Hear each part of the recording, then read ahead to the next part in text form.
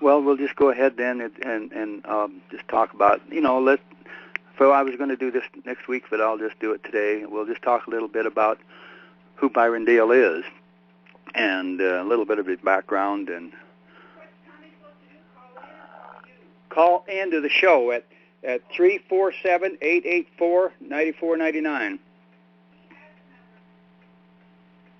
And so apparently things have just not worked out today. I'm kind of new at this, but we'll go ahead. And I'm just an average guy. I mean, grew up, my folks were ranchers, and so I pretty much grew up on the ranch where I had, just kind of helped my dad from the time I was a little boy on up and different things. And he kind of speculated in land, so we moved around quite a little bit, and I lived in quite a few different towns and had quite an experience. And as time went on, I started ranching with my father, and we worked together quite well, in fact. And then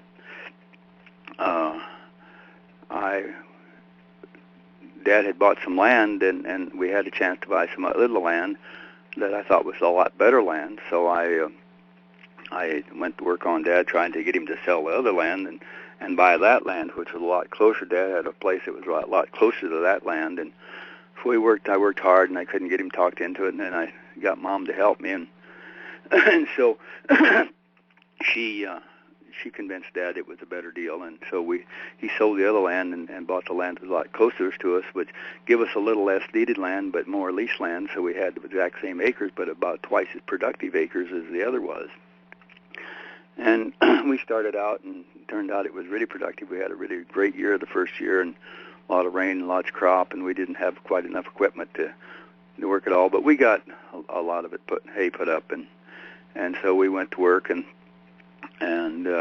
then of course I was on my own for the first time, and then the cattle prices went to heck, and it was really tough, and I had probably lost it. But I had an uncle, Dad's youngest brother, that had done quite well in farming.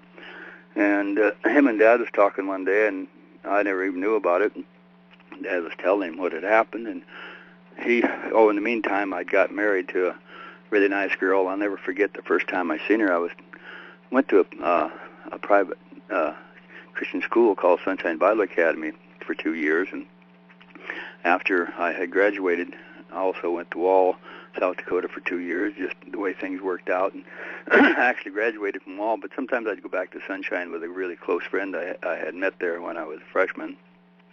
We've been friends from that day to this, and so we'd go back once in a while, and I was playing ping pong. They had a big dining room there, and I was playing ping pong with another girl, and this girl walked by, and I watched her walk, and I said, now that girl has real class. Then I decided she had too much class for me, so I went back to playing, and the more I thought about it, I didn't think that was probably the way it worked. And so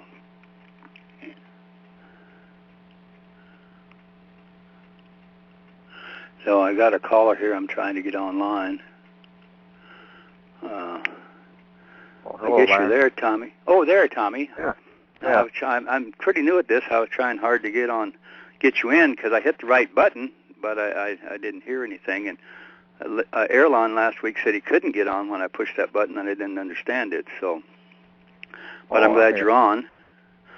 So I guess I'll just make you until Chuck calls in. I sent him an email last night. I don't have his phone number, so apparently he's going to stand us up, and so really can't, goes to show you really can't trust lawyers too much, because he clearly agreed to it, and I don't have his phone number. He never gave me his phone number, but we've been correspondence by, computer, email, and I emailed him last night reminding him of the show, but I see he hasn't called in yet. So I thought, well, just this morning I just talked to you a little bit, and you've had a lot of experience explaining money to people, and I would just thought it'd be great if we talked about some of your experiences and the reactions you've got when you've talked to people about money.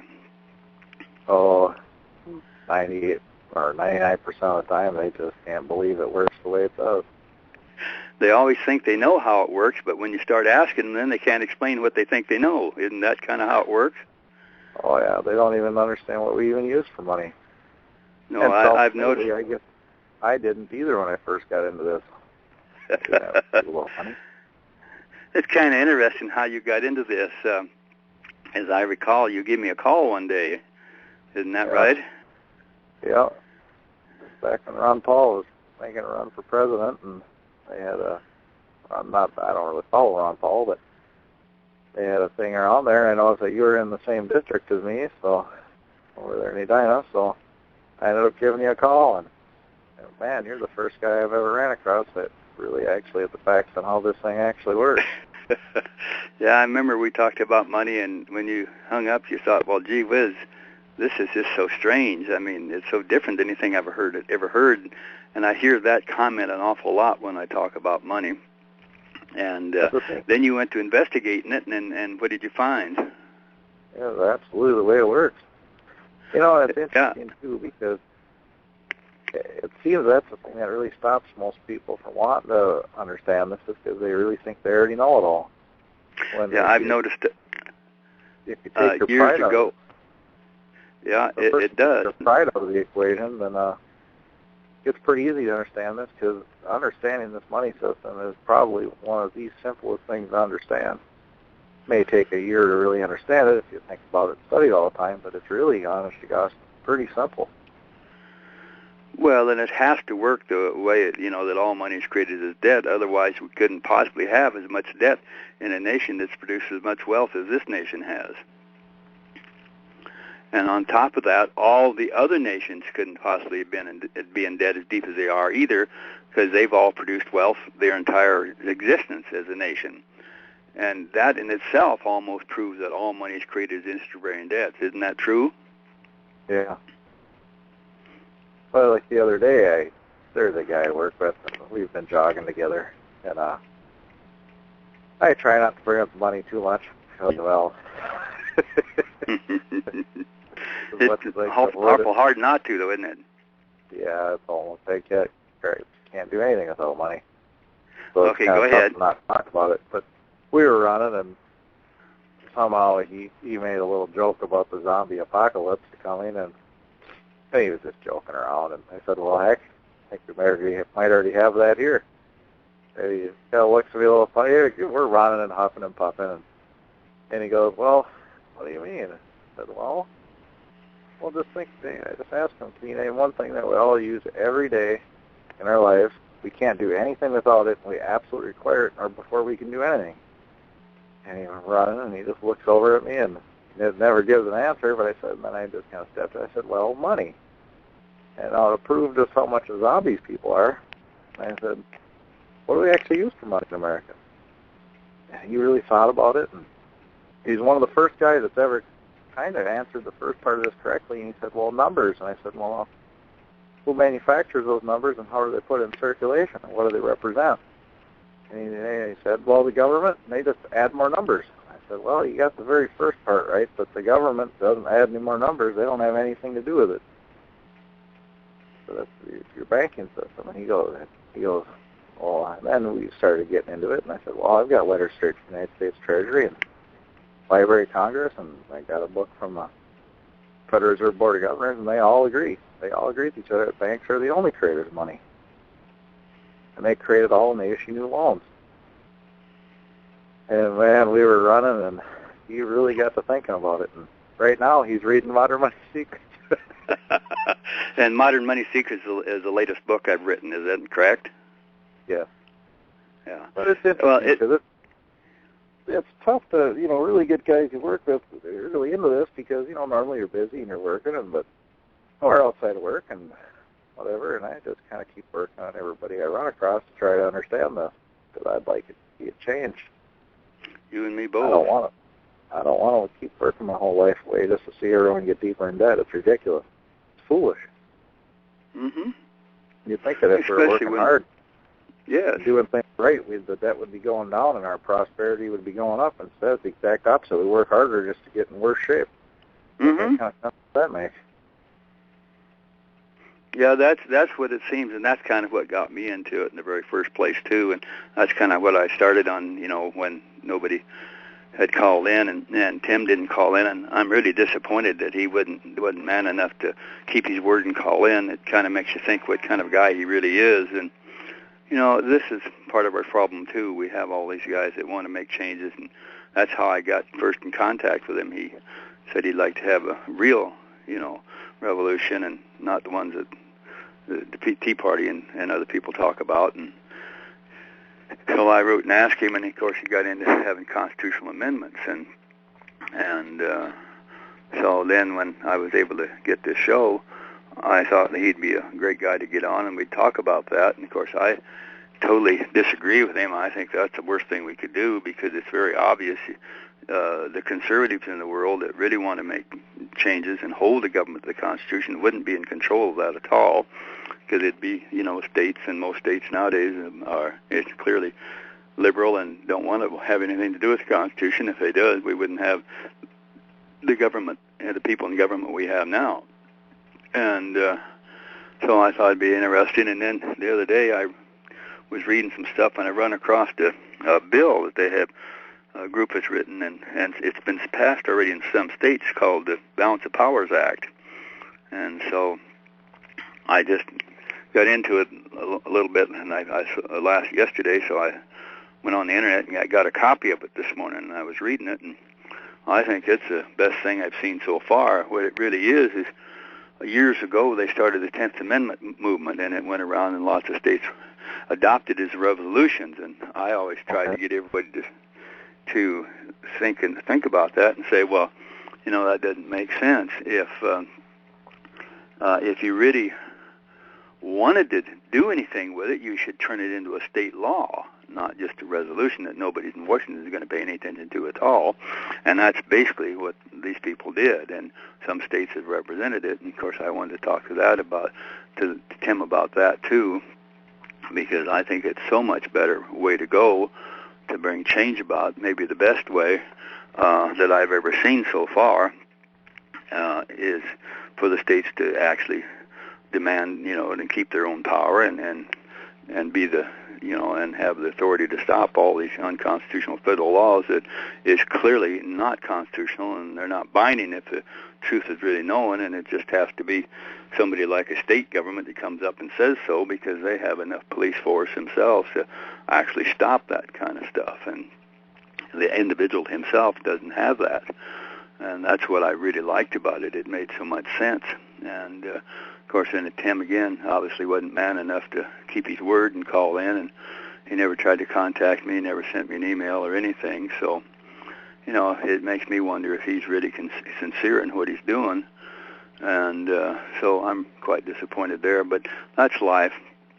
And so anyway, that's how I got started in this money thing in the very first place, was, as I was starting to talk to you about it before, I got married to a really nice girl, and turned out to be a really great companion and co-worker with me, and we would work in our own ranch, and then after the first year when I was in it, even before, right after we got married, the cattle prices went all to heck by manipulation by the bankers, obviously. I didn't know that then or think about those things then, but it's clear now that's what happens. Otherwise, the prices wouldn't go up and down that drastically like they always have and do. And so, anyway, we went to work hard. My uncle, he gave me a loan, and mainly more of livestock and stuff, and some money. And I was able to get a beginning lease, and we started to work hard, and things began to go our way. And 18 years later, we had a 5,000-acre ranch, and it was worth $1 million on paper. When we started out, we only had a section of deeded land and a section of leased land. And so as we went about it, then obviously as time went on, you could see I won some awards for my management ability and statewide and some other things, and Judy had turned into a really good bookkeeper, and I was really getting to understand, and so then when all of a sudden I listened on the radio and a lot, or some in South Dakota when I was working, and they was talking about they're going to have to take off the usury rates, because South Dakota had usury laws. You couldn't charge only so much for interest on any contract, and they said they was going to have to get rid of that, or the state was going to run out of capital, and I just couldn't.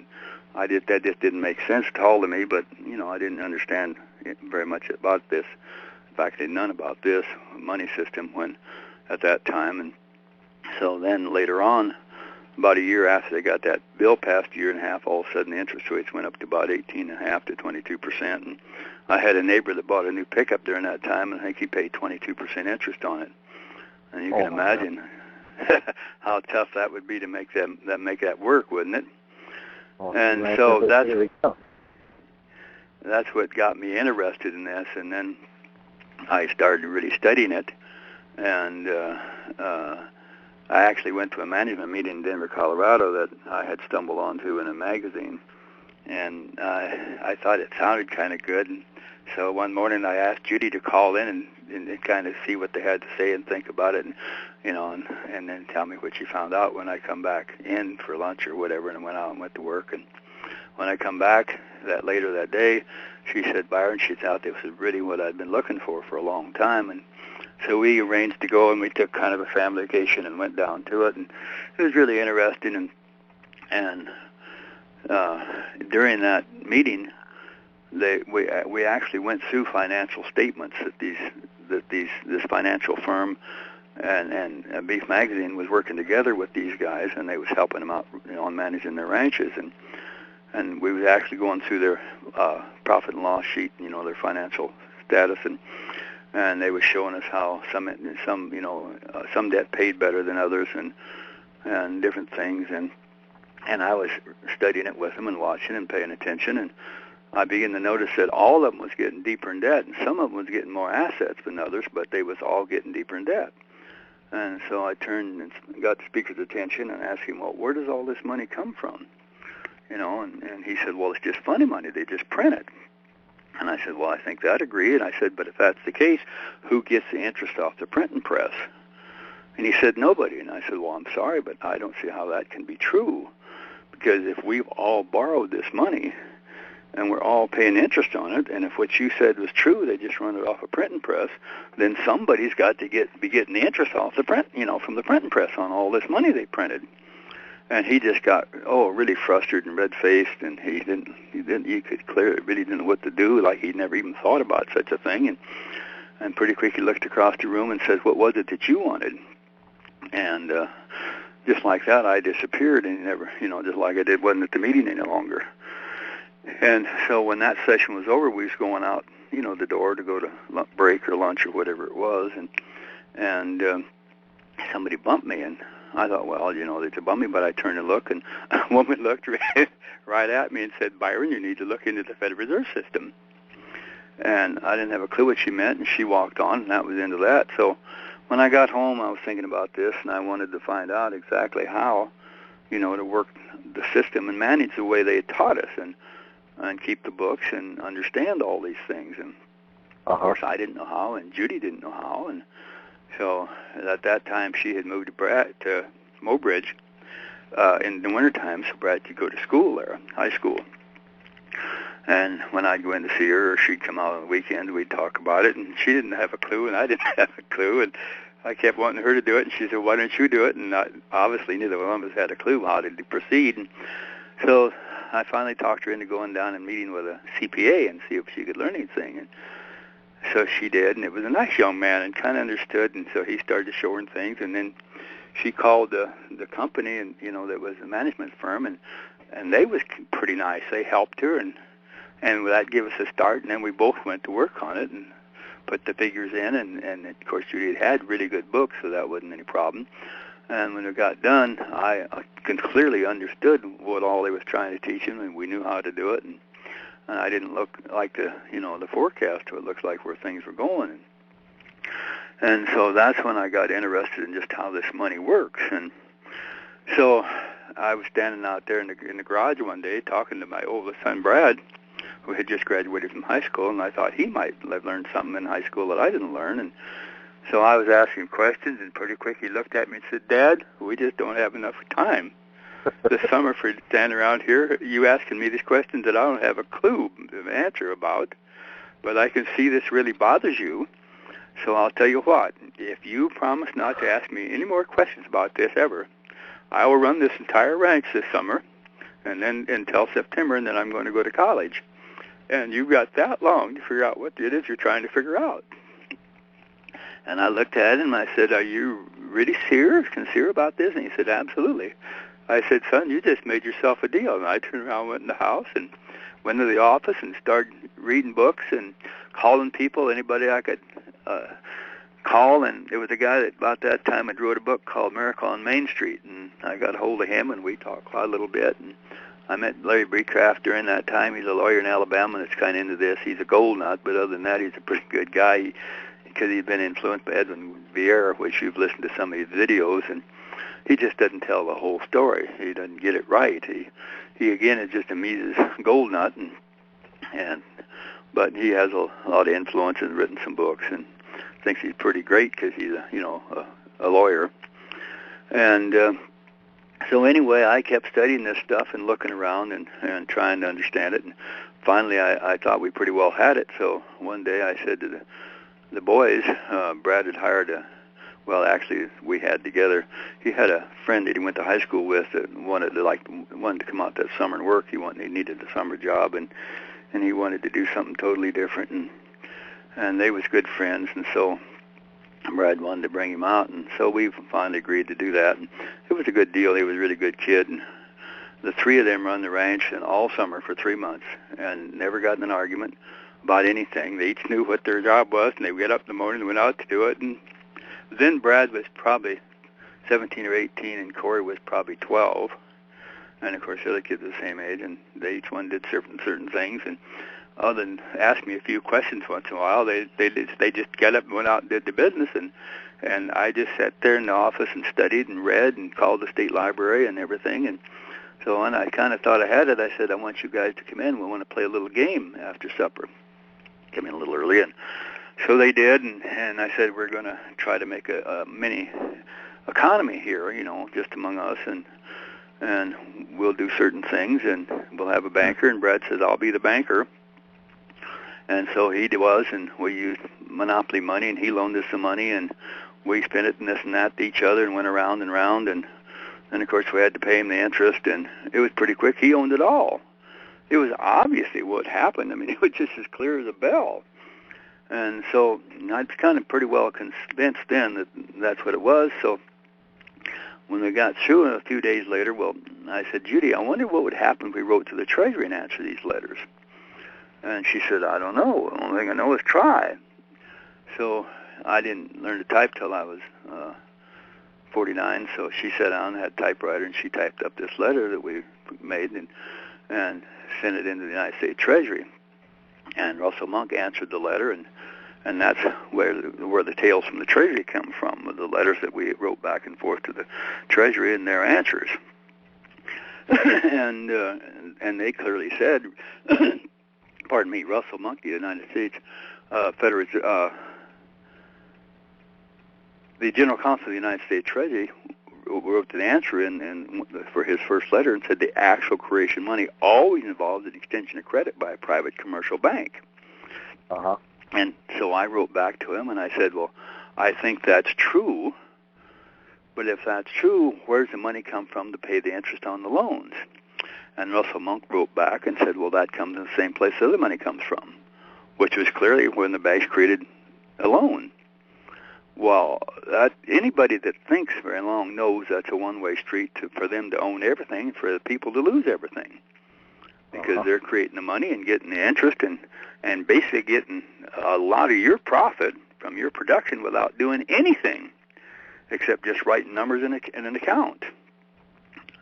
And then later on I met Greg, and he said he'd like to help me, and so then he was talking about it, and I said, well, why don't you write letters to the Treasury, basically the same as I did, and see if you get the same answers. And of course he did, and I've had a couple of people do that too, and so now we had, I think 10 years later or 12, where Greg had written the exact same questions and got the exact same answers, not 100% the same, and he carried it a little bit further than I did until finally Russell Monk said he wouldn't write to him anymore. And so we put this in the Tales from the Treasury, and it's just exactly, I'm the only one I know when we talk about money, we actually quote the people who's in charge and doing it, the Library of Congress, the Treasury, the Bureau of Mint, and the Bureau of Engraving, printing and engraving, and they're the ones that's actually doing it, and this is how they say it works.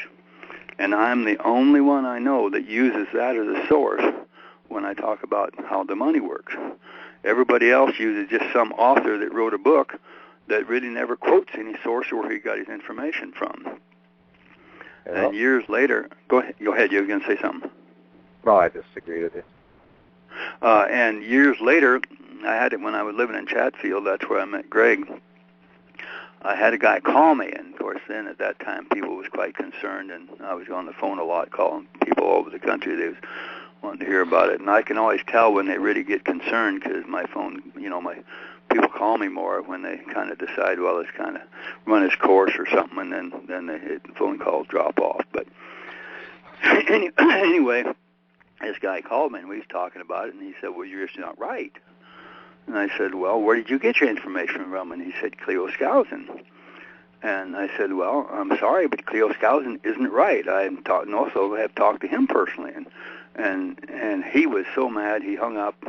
But he was quite an individual because he said, he called me back a couple of days later, and he said, Byron, when I hung up, I was so mad that I was going to prove you was wrong no matter what it took. And so I thought about it, so I called the United States Treasury, and I talked and called until I got a hold of somebody that really sat down and explained it to me. And he said, they said it works just exactly the way you said it did.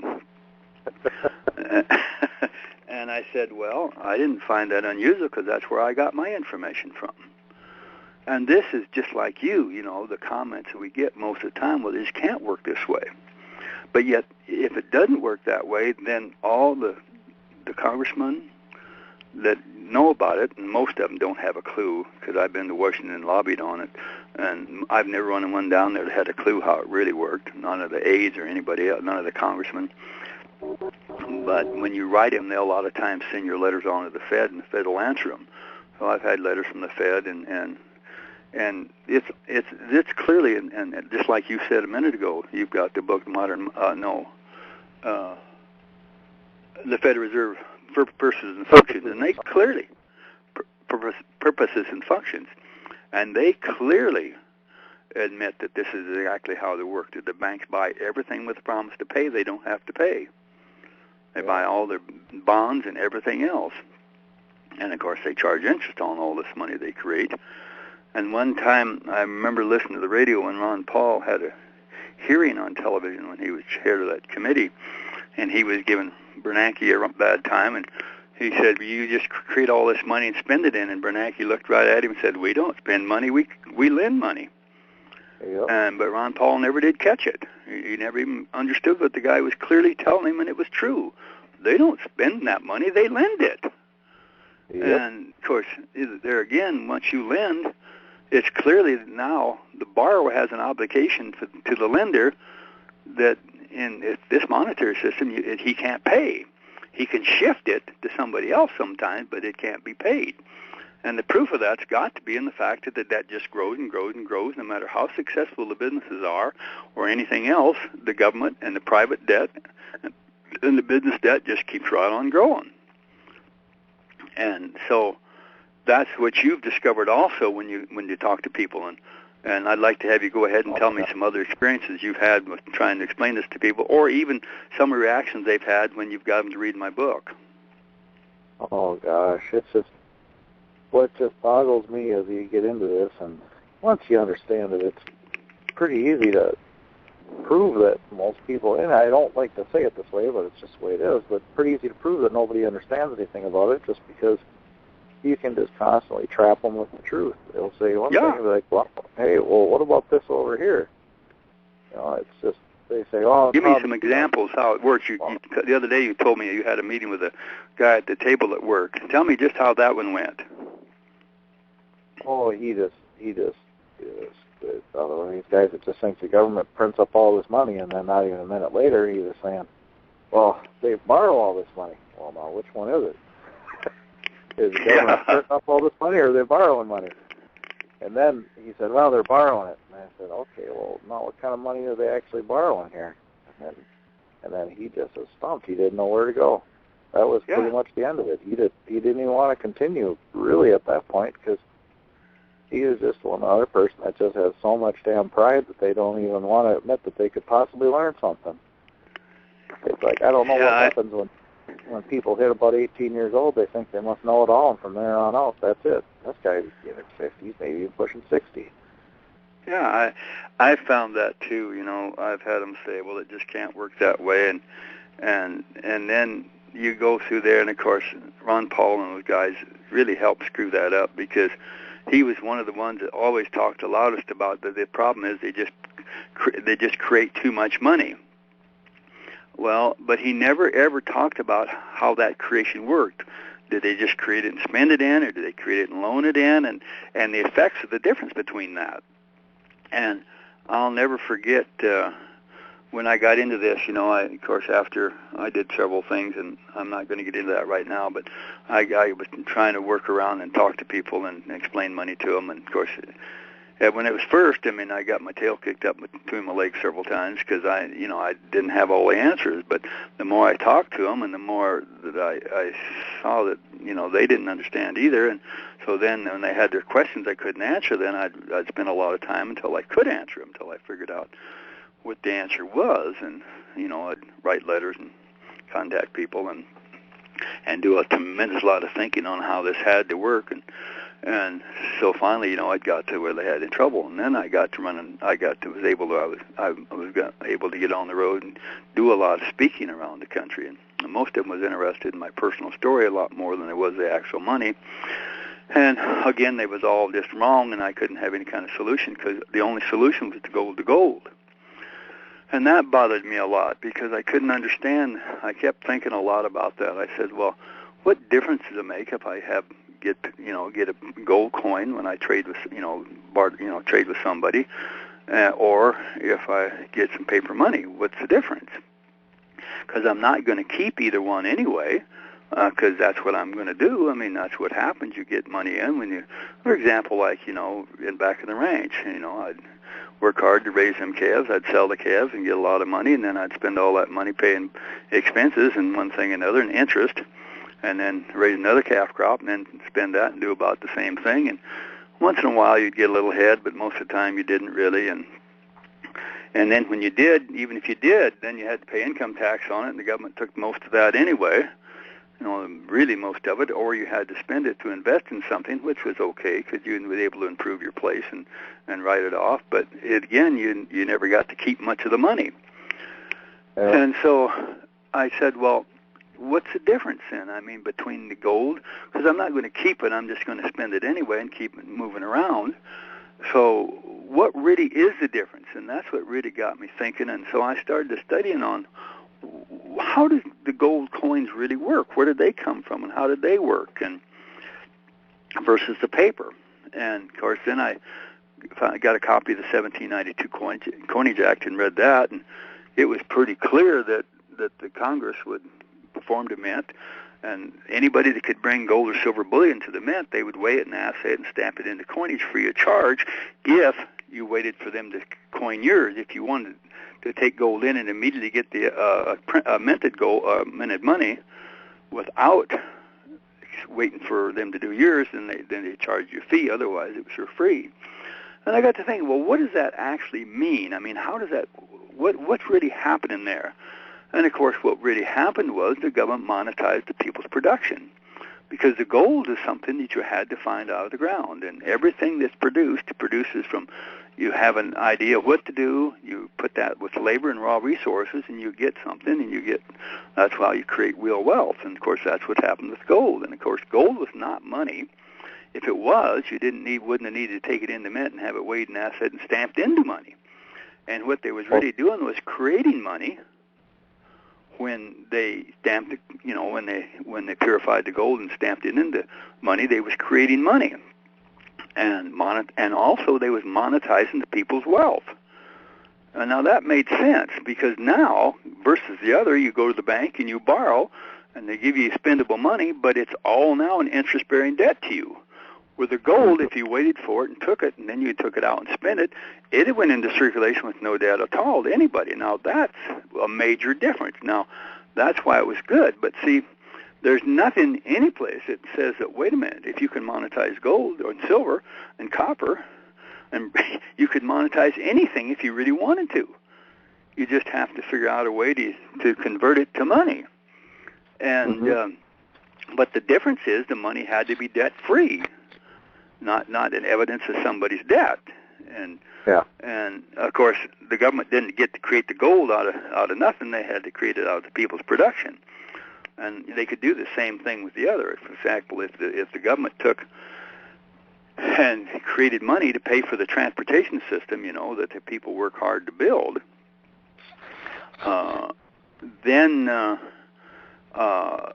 they would actually be monetizing that wealth for the benefit of all the people, which would actually be a lot better than gold, because basically all you was monetizing with gold is a miner's production, not production that benefited everybody. In fact, if you did enough of that and you only had a few gold mines, just a few people would get rich and everybody else would, well, if he spent it all, but just think of all the things he'd have to buy to put all that money into circulation. And if he had the mind of a banker, well, he'd loan it in and we'd be in the same problem we are now. We'd be at debt up to our eyeballs in gold, only we wouldn't have, because if we didn't have a mine of our own, how would we ever get the extra money to pay the gold, the interest on the gold? It just seems to me trying to go the gold road, you got to start on this problem in the first place. When you had a group of people that had all the gold, pretty soon they just started wanting to loan a little out, but they didn't really want to loan the gold. They just loaned the promise to pay it. Man, it didn't take long. They were charging interest, and God, they had it all. Well, yeah, and in fact, that's what Russell Monk wrote. In one of his first letters, how that worked. He said, a long time ago, people used to come gold for money, and if the truth is known, they never did use it for a general medium exchange, because only the rich people really had much gold. The rest of the people didn't have much. But then one guy, they talk about somebody decided to take a trip or something. He didn't trust his slaves and his employees, so he decided the best place to put that gold while he was gone was in a goldsmith's vault, where a goldsmith made a lot of things out of gold. And so he'd put it there, and they gave him a receipt for it. And we did that some in the United States. One time they decided to try to go back to more gold. Every once in a while you get a bunch of these nuts in power down there, and they try to go back to it not knowing what they're doing. So when gold would come into the country from a foreign country, then the law was they had to go turn it in right away to the Treasury, and then they would give them a receipt for it, proving they had it, that they could go out and spend. So they still got the benefit, only then the government got the gold so they could melt it down and then coin the coins back into the standard of American dollars, and have them come out as American dollars instead of some foreign. And, of course, not all coins ever placed made out of gold have the same weight and purity as the United States did. And, they varied around the country and around the world, and so that gave them away, and so they had gold certificates, and that's what these guys did. Well, they found out a little bit that, wait a minute, it was so much more convenient to trade the receipts than it was to gold, because you could carry them easy. You didn't have to have a big money belt full of gold that anybody could see and was heavy to carry, and you could carry these receipts pretty easy, and nobody knew you had them. So it wasn't near as apt to be stolen on the road or something but road agents and stuff. And, of course, then as the goldsmiths realized that nobody was coming back and getting the gold to mount anything, and people was always short of money and wanting to borrow, and so they said, well, we'll just loan some of this gold out. Well, then that seemed kind of dangerous, so why don't we, we'll just loan the receipts. And that's what Russell Monk wrote in his letter, and that's how it started. And of course, then they charged interest on those loans, and then when they realized, according to the Federal Reserve Bank of Chicago, that when they realized they could create money with a simple promise to pay. Now this they didn't say, but what it is they realized they discovered the keys to the world kingdom. Because it's so obvious, if you can create the medium exchange at no cost to yourself, at a promise to pay you don't have to pay, well, there's just about nothing you can't buy and nothing you can't accomplish, because the more people get in debt to you, the more obligated they are to serve you, and the more powerful you get, and even though they're doing all the work, you're getting the benefit, and they're paying the price. And you see that all over if you just look. Yeah, pretty a pretty ugly reality we face. I just don't understand why more people don't want to face it. Well, I think they're scared. None of this I know, but I kind of think that they've all read conspiracy theories and all this is just nonsense, and paid no attention to it. And then you start telling them this and show them how it really works, and how the Treasury says it works, and how the Bureau of Printing and Engraving says it works, and how the Bureau of the Mint says it works, and how the Library of Congress says it works, and how the banks say it works. Well, obviously it must work that way because they're all totally in agreement and they don't hardly agree on anything else.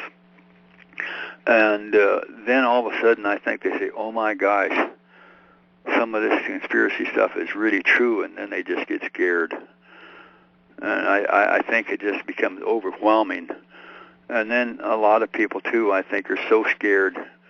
When I run for the Senate in South Dakota, I was talking to a bunch of people in a little town in Ipswich in one time, and then pretty quick they was telling me that they was going to kill me pretty quick.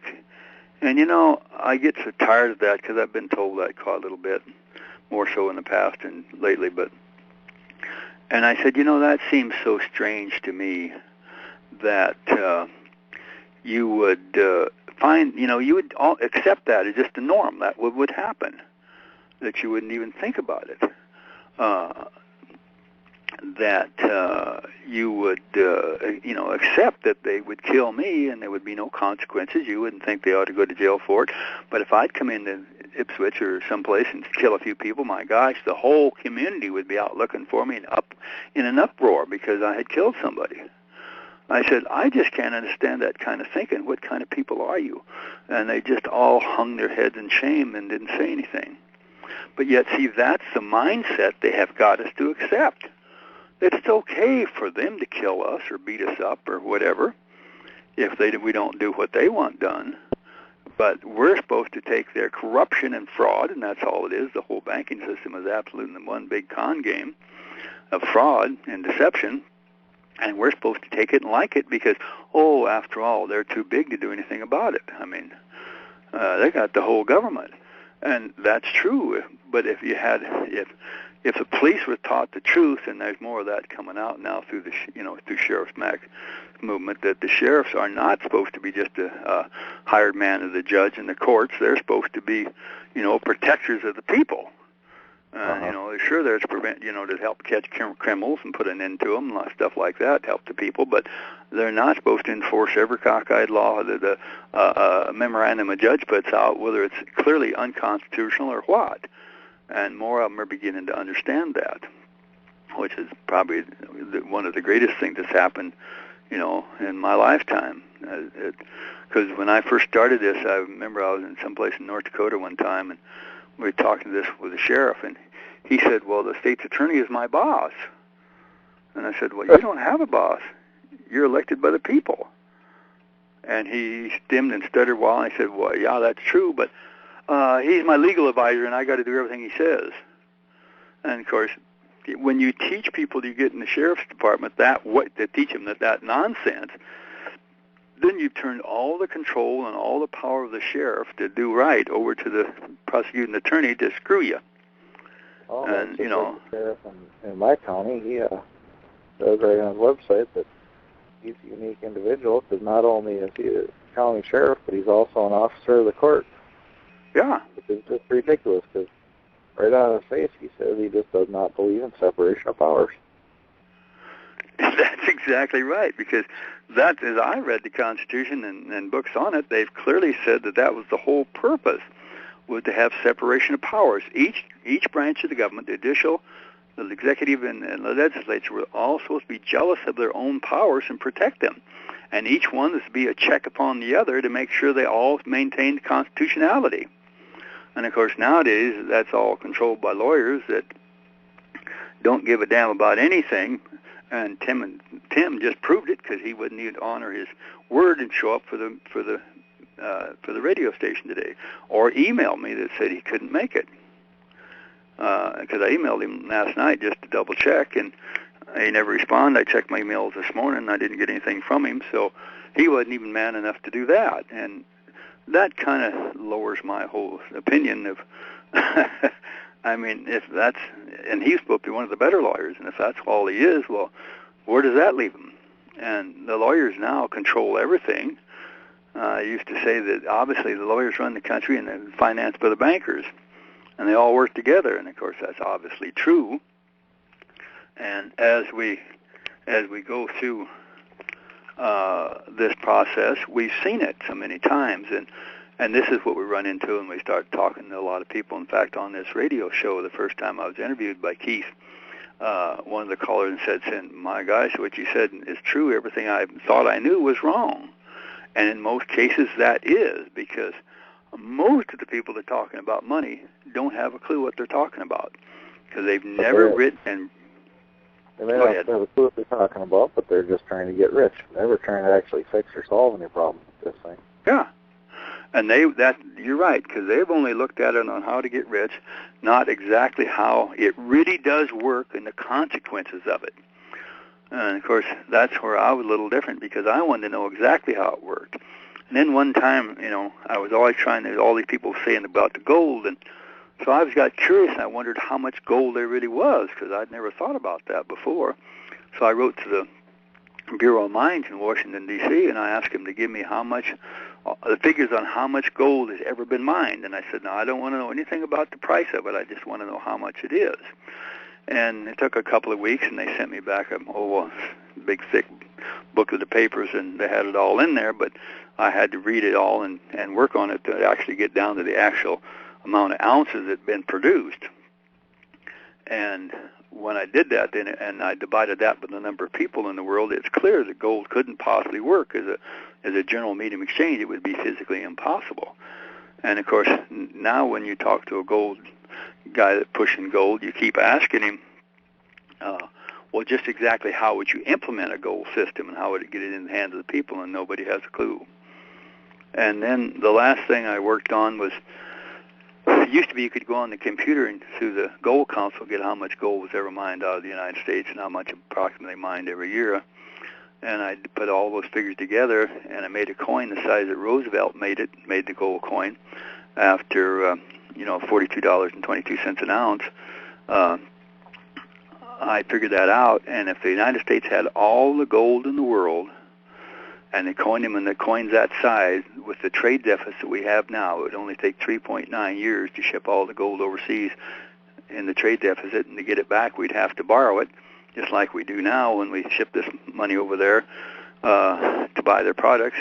Well, they don't use them. Most of the countries don't use that money. They put it in the central bank and use their own money.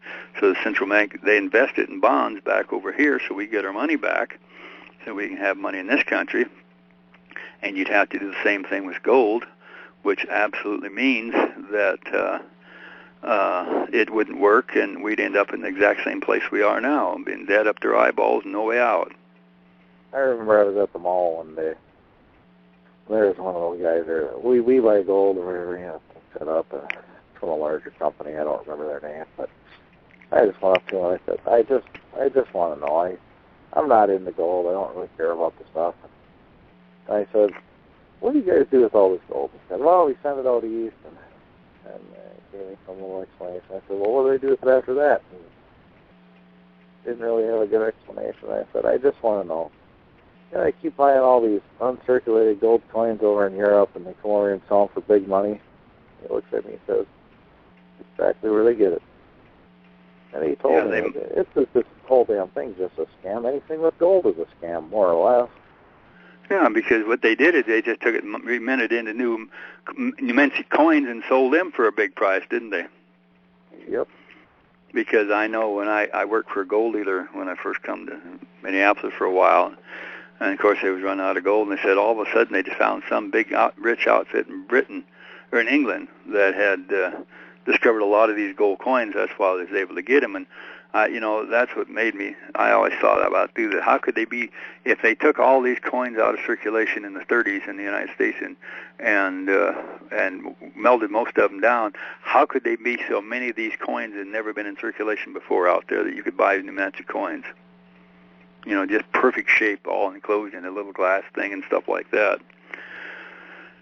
Well, I see our time's about up for today, Tommy. We'll just have an hour program today, being Tim didn't show up, and I appreciate you calling in and having a chance to kind of talk a little bit, and you need to think about this some more, because we'll probably have you a guest another time or two, and you kind of write down some of these stories. You have some really good stories of what's happened when you've explained it, or even when they've read my book, some of the reactions, and I want you to talk about some more of that.